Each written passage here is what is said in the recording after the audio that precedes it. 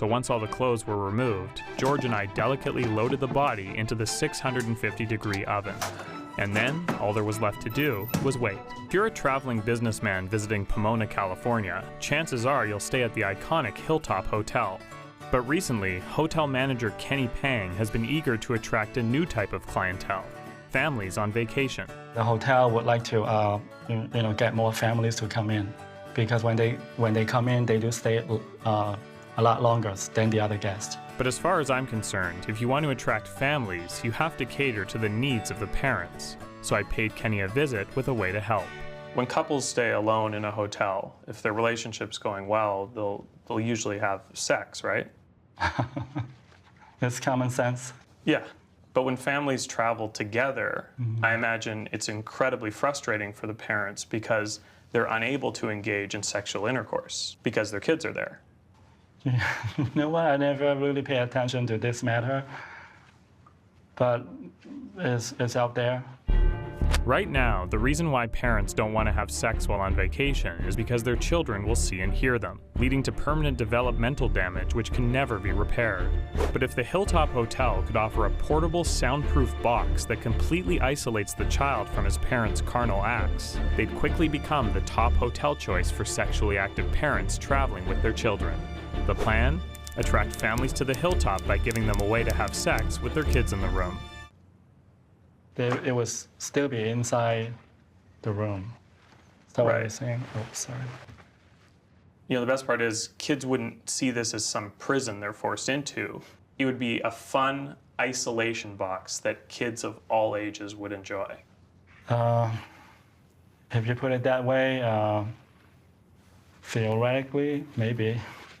Kenny was beginning to see the potential of my idea and even had some suggestions of his own. Every single thing that kids would love could go into that box. I mean, yeah, little flashlights, little stars that, go off at night.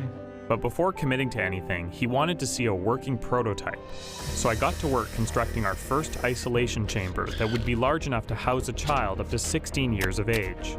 But since the most important part was the soundproofing, we layered the inside walls with 6 inches of rock wool batting, and then added a cork-lined inner chamber with a pressurized seal that would eliminate vibrations. Because the box had to be airtight, I also installed a self-contained breathing system that would pump oxygen in while scrubbing out the CO2 so the child wouldn't suffocate. And as a final precaution, I created a rainforest soundscape to play inside the box with custom animal calls that would hopefully camouflage any sex noises that happened to get through.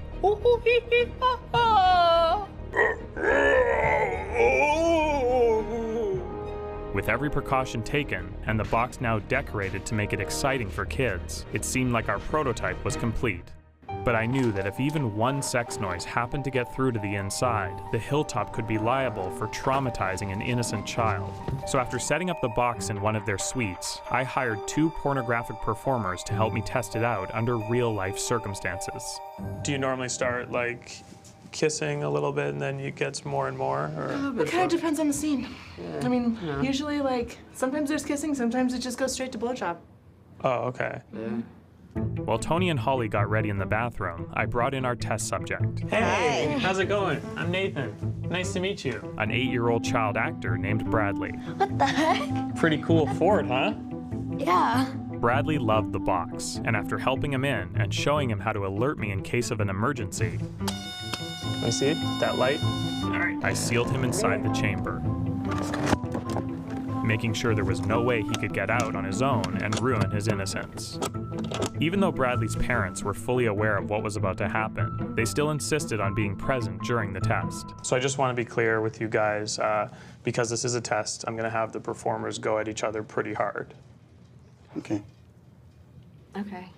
And with that, I brought Jurgen and Marie into the room so we could begin. Are you guys ready? Yeah. Okay, whenever you're ready. Oh, we're ready. Oh, let's go through it.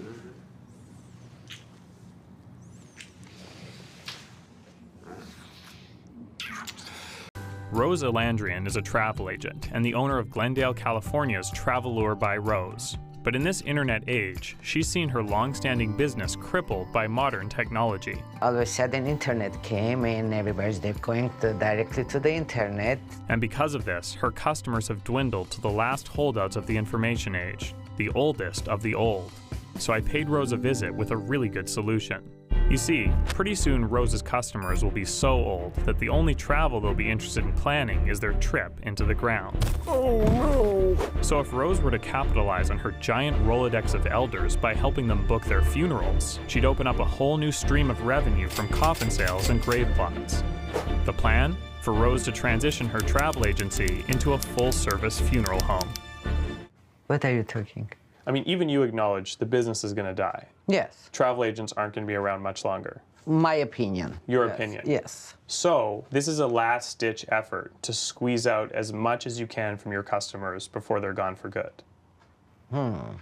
Rose seemed interested in the prospect of making money from her dying customers. But since neither of us knew how the funeral business actually operated, I booked us an appointment at one of the area's most popular funeral homes. Not wanting to tip off that we were a new competitor looking for trade secrets, I convinced Rose to pose as my dying wife, whose funeral we were looking to plan before she bites the dust. Okay, show me how you're going to act in there. What do you want? I mean, like this? Yeah, that's realistic, kind of yes. sick, almost dead. Okay, good.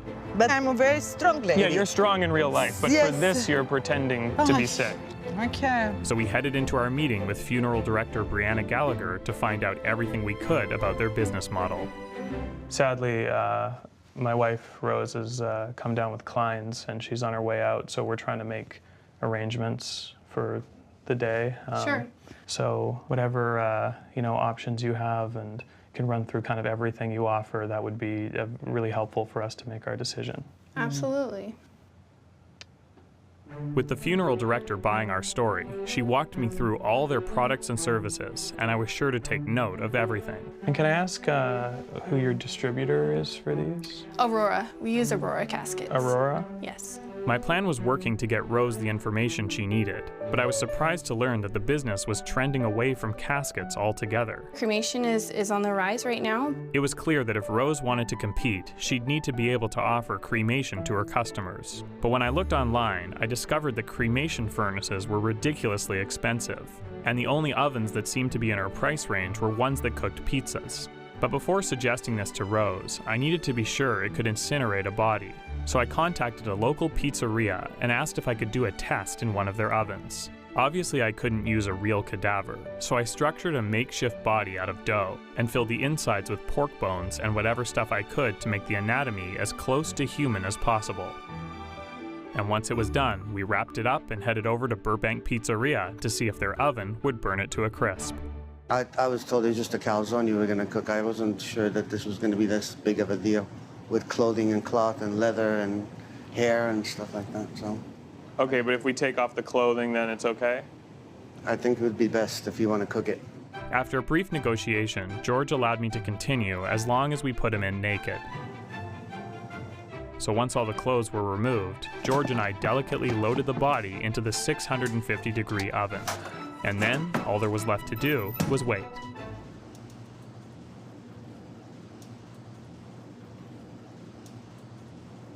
Are you married? Yep. Congratulations. Thank you. Are you married? No. Yeah.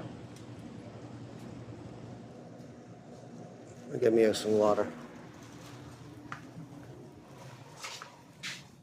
I had no idea if we'd get an audience, but as showtime neared, it looked like we might have a sellout on our hands, as a line comprised mostly of family and friends of the actors began filling up the seats. Meanwhile, backstage was abuzz with my cast running lines and getting some final touch-ups. But before we could begin, I still had the tough task that I'd been putting off of breaking the news to Ellen that she didn't get the part. So, opening night. Yeah. Are you excited? Yeah, I am. Looking forward to it. Before we begin, I just want to say your audition was great. Thank you. Unfortunately, it wasn't quite what I was looking for the role of female bar owner. Right, no problem. I understand it. Okay. So that being said, I'd like to introduce you to Amy. She's the actress that will be playing you. All right. And I think you'll find she really honors the character. Amy, do you want to show her a bit of your Ellen? Nice to see you. Can I get you a drink? Yeah, that sounds good. All right, so you guys want to switch out? Okay. Even though Ellen wouldn't be in the play, I still wanted her to enjoy the show, which is why I had a front row seat in the audience reserved especially for her. With just a few minutes until showtime, I had a final look over to ensure that every prop and every actor was in the exact right position. And once the scene was set, we were ready to begin. Hello, everyone. Hello. Thank you so much for coming. We're very excited. I'm always hesitant to say too much because I don't want to spoil anything, but I'll just say I hope you enjoy this play as much as we enjoyed making it. So, without further ado, Smokers Allowed.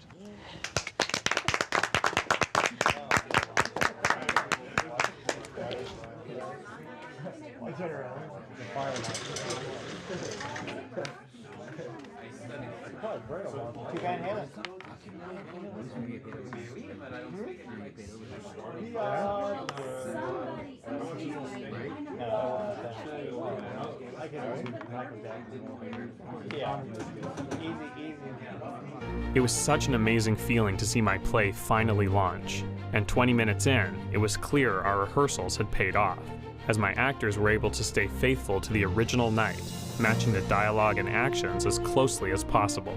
But instead, I stay home and I watch The Real Housewives of New York City. Have you ever seen that? And I could sense that the audience was really connecting with their performance.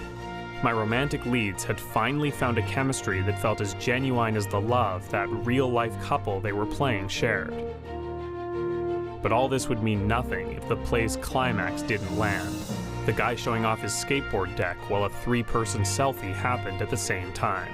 The audience was on the edge of their seats, craving something to put this over the top.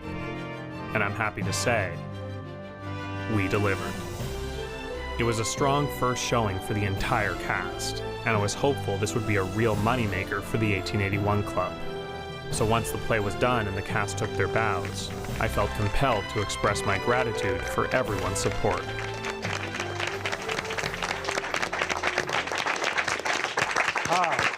Thank you so much for coming out on behalf of the cast and myself. We're so amazed at this turnout. Now, even though a lot of the characters you saw in the play tonight were smoking, it's important to remember that smoking does kill over 400,000 Americans per year. Another 8.6 million live with a serious illness that was caused by smoking or secondhand smoke. So think before you light up. Thank you so much for coming out, and good night.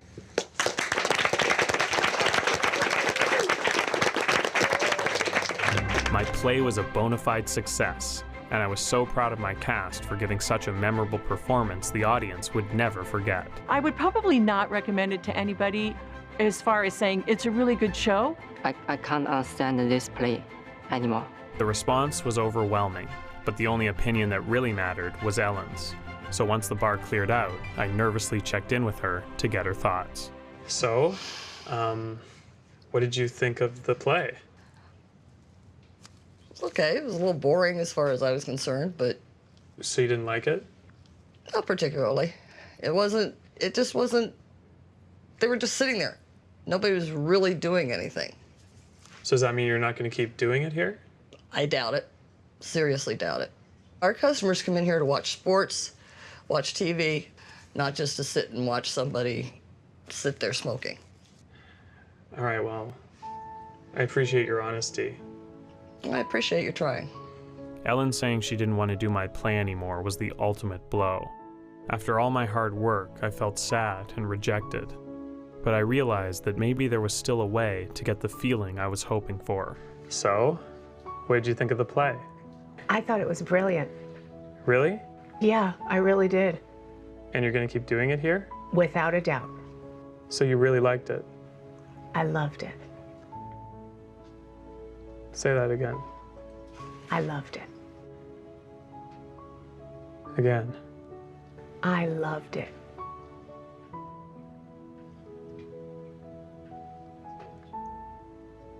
Say it again. I knew this wasn't real, but her looking at me in the eyes and saying these words was strangely satisfying. It's like, I know it's fake, but it feels really good to hear. It's not fake. I loved it. They say reality is what you make of it. So in a world that's cruel and hurtful, who's to say mine can't be nice? Okay, thanks. Life isn't easy for smokers these days, as smoking bans throughout America have made the outdoors the only option for lighting up. But hit worst of all has been the bars, and proprietors like Ellen Sanser of the 1881 Club in Pasadena, California, claim that smoking restrictions have caused her profits to plummet. We lost a lot of our customers. Our business went down by half. As a smoker herself, she's not happy, so I paid Ellen a visit with a way she might be able to return to those profitable glory days. In my opinion, smokers shouldn't be treated like second-class citizens. Absolutely. If anything, they should be treated better than the rest of us because they're going to die so young. Or at least as well as the rest of them. Right. So you think people should be allowed to smoke in here? Yeah. Well, I might have a way to make that happen. Okay. Right now, California state law prohibits smoking in a business unless it happens to be part of a theatrical production where smoking is integral to the plot. So if Ellen added a small audience section to her bar and then classified every patron as an actor in a free-form play, the 1881 Club would become the only drinking hole in town where people could legally smoke. That could be possible. I never thought about it, turning it around that way. Well, most theater is terrible. I've seen a few bad ones, yeah. So who's to say a bar filled with smokers can't be a boundary-pushing theatrical experience? Right. In the eyes of the law. It's an idea. It's definitely an idea. Ellen was thrilled at the prospect of bringing smokers back to her bar. So the next day, I had my team bring in a couple of theater seats to create a small audience section, and then threw up a curtain to complete the theater experience. I also chose a title for the play, Smokers Allowed, that would conveniently double to attract clientele. Then put up a sign on the door informing patrons that by entering the bar, they're legally agreeing to be actors in a theatrical production. So when nighttime came, I headed to some other bars in the area to get word spreading about LA's hottest new smoking destination. You gotta smoke outside here, huh? Yeah. Have you been to 1881 Club? 1881 Club. They allow you to smoke there. So how do they allow that? Is it a loophole or? Yeah, loophole. What's the loophole? Theater law. Oh, really? Yeah. Oh, okay. My promotional efforts seemed to be working. All right, smokers unite. Because within minutes, customers began arriving at the 1881 Club for a night of legal indoor smoking. As a final precaution, I had 2 women recruited from the theater district who were interested in seeing an exciting new play. So for 2? For 2. Okay, you're in luck. We have 2 front row seats still available. Very cool. I knew an audience would be the final piece to legitimize my production in the eyes of the law. So with the women in their seats, it was time to begin the show. All right, welcome. Thank you so much for coming. So it took a lot of work to get this play off the ground. I don't want to say too much because I don't want to spoil anything, but all I'll say is I hope you enjoy this as much as we enjoyed making it. So without further ado, Smokers Allowed.